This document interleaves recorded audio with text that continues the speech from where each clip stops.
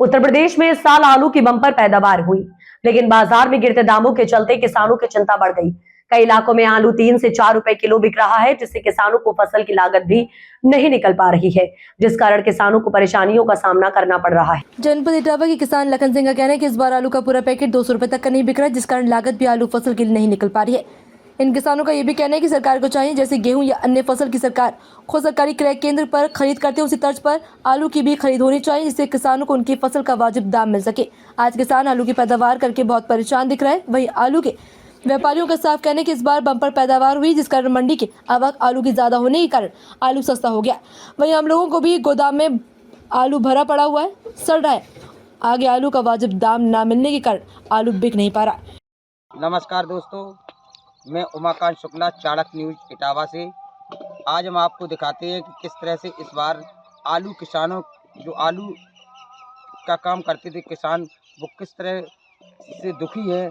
आइए जानते हैं ऐसे ही किसानों से जो कि इस समय आप देख रहे हैं किसान हैं, और आप इनसे बात करते हैं कि क्या समस्या है। क्या नाम है आपका? लाखन सिंह। लाखन सिंह जी, किस तरह की समस्या आ रही है आलू को लेकर? साहब बहुत ही समस्या गंभीर है, आलू बहुत मद्दा है। अच्छा, कितने रुपए तक का बोरा जा रहा है इस समय? 200 रुपये तक को। अच्छा, तो क्या सरकार से ये मांग है कि जिस तरह से गेहूं की एक फसल निश्चित होती है, इस तरह आलू की भी फसल निश्चित होनी चाहिए? और का इधर देख के करो। हाँ तो मतलब जो है आलू गेहूँ वो ले भी चाहिए, आलू वो चाहिए। अच्छा, तो उस तरह से होना चाहिए जी।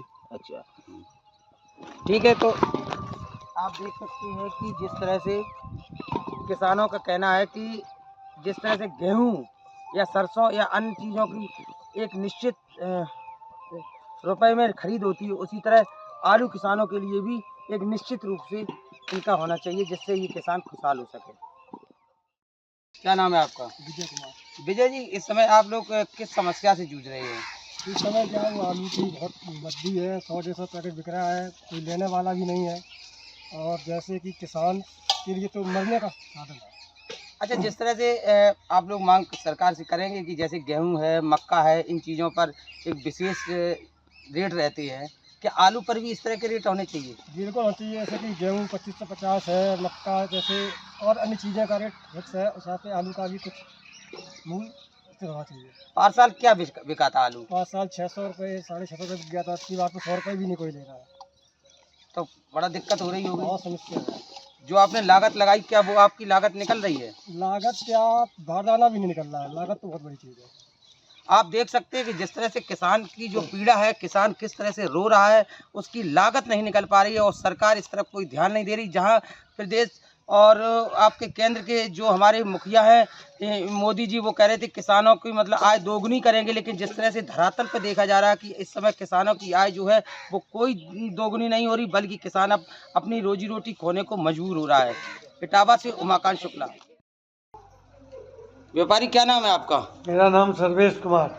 अच्छा सर्वेश जी, ये बताइए कि इस बार आलू की क्या समस्या हो रही है? आप तो व्यापारी हैं। आलू तो फिक रहा है, आलू 30% ज़्यादा होने के कारण इसलिए आलू फिक रहा है। कोल्ड स्टोर हाउसफुल हो गए और मंडियों में जाम लगा हुआ है, और कोई आरटीआर पेमेंट देने के लिए इच्छुक नहीं हो रहा है। तो फिर आप लोग नीचे आलू खरीद नहीं रहे किसानों से? फिर क्या खरीद के करें? गोदामों में आलू भरा है तो सड़ रहा है, उसकी ग्रेडिंग करके वो भेज देंगे।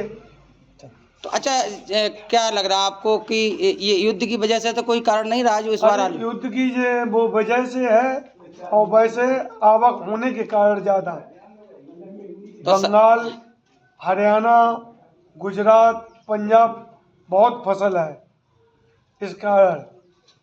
तो आपका मानना है कि इस बार जो फसल ज़्यादा हुई इस वजह से?